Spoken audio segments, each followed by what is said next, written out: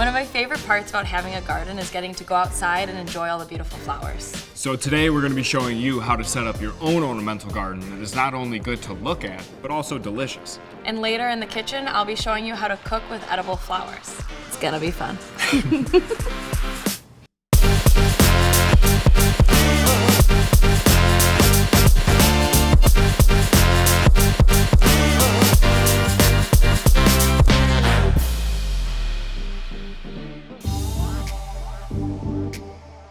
Jessie and I knew that coming back from Alaska, we would have a better understanding of how to care for and plant our vegetables. But what we didn't realize is that we would be coming home with such an appreciation for ornamental flowers. So here in Chicago, we use our ornamental garden to serve multiple purposes.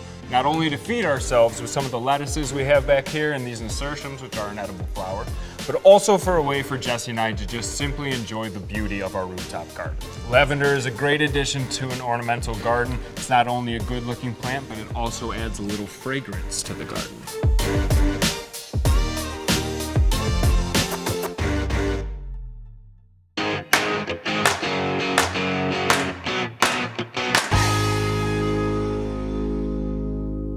Ornamental gardens are designed using plants that have aesthetic appeal, but they can also have multiple functions and be edible. I love planting cabbage, kale, and flowers in my ornamental garden.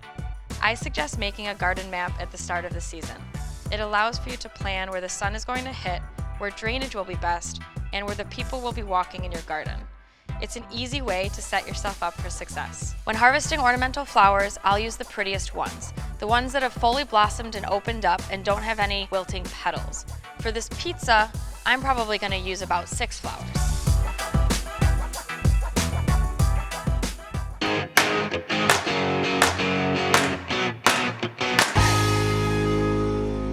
In Alaska, we did garden walkabouts weekly. So here, Phil and I want to do the same.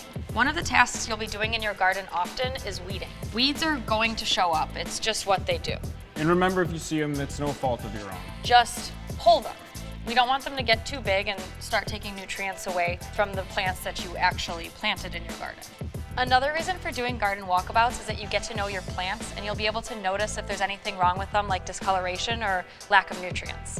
And being able to identify the needs of your plants are going to make it that much easier when coming to choose which fertilizer to use. And remember, if you decided to go with organic practices, make sure that you're using an organic treatment for your plants, such as something like this. So watering is the last task that Jessie and I perform when we're doing our garden maintenance. And that's simply because weeds and plants are just easier to manage when they're dry. To know if you need to water, you can go ahead and go into your garden bed and do what we call the scratch test. You're gonna just take your finger and you're gonna go about ½ inch into the soil and you're gonna reveal that other layer. I can see here that we're still moist underneath this top layer even though the top appears dry. So I know that this bed has plenty of water. We'll probably go a few more days and then we'll hit it.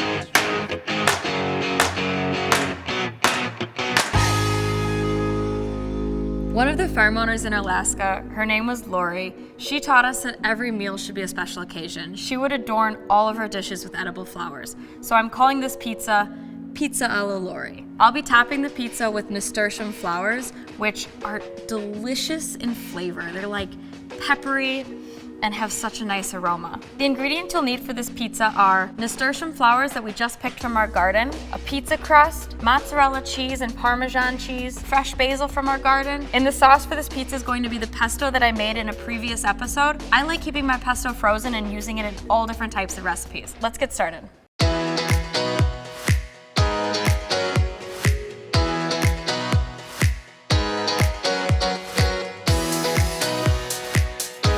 Little Parmigiano.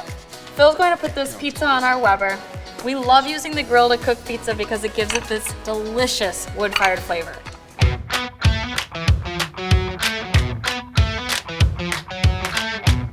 I'm so happy we have our ornamental pots done. They've brought so much color to the garden. And they're bringing color to our pizza. I mean, look at this. It's incredible. I love bringing our garden ingredients into our meals. It means we've had ourselves a successful harvest and that all of this hard work is starting to pay off. I hope that the lessons that we've learned from Alaska and have shared with you here inspire you to start your own home garden. And remember, you don't need a lot of room, you just need a plan, some work, and a little bit of patience. You can travel all around the world, trying new flavors and tasting new foods, but the best and most fresh meals you'll have will be from your garden, shared with friends and family.